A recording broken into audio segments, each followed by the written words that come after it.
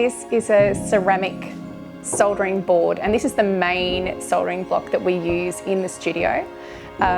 We make rings, bangles, basically anything we want we solder on top of this surface. And this is on 4 feet. And it's probably the most important little piece of equipment we have when we're soldering. This is a honeycomb soldering block.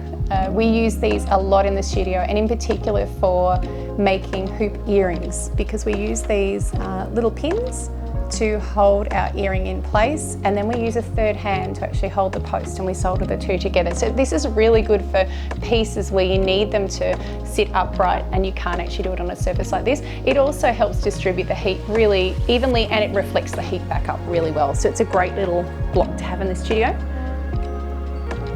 And finally, this is a charcoal block. We use these a lot when we want to reflect heat back. It's very, very good for reflecting heat. So if we have particularly big rings or bangles, we'll solder them on this surface because it reflects the heat back up. We can also scrape little holes into this to make little round balls for popping onto pieces of jewellery.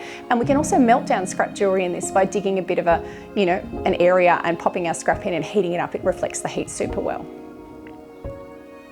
So mainly we use these tweezers when we're working with solder. These are just easy, medium and hard solders.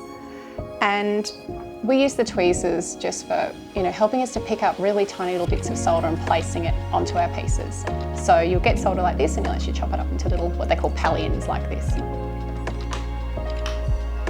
These are crosslock tweezers, and they come in a few different shapes.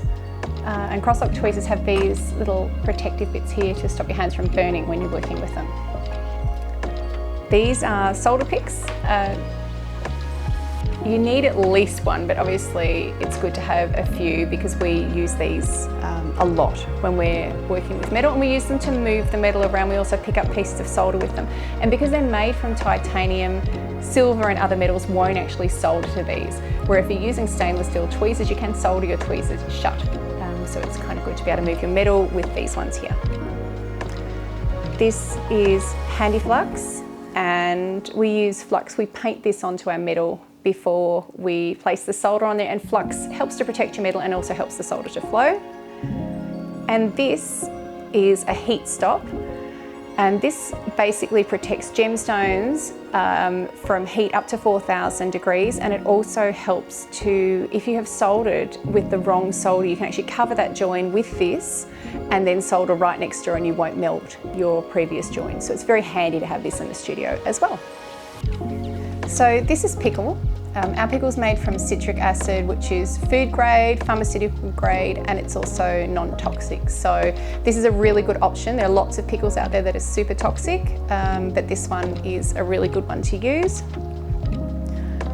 These are copper tongs.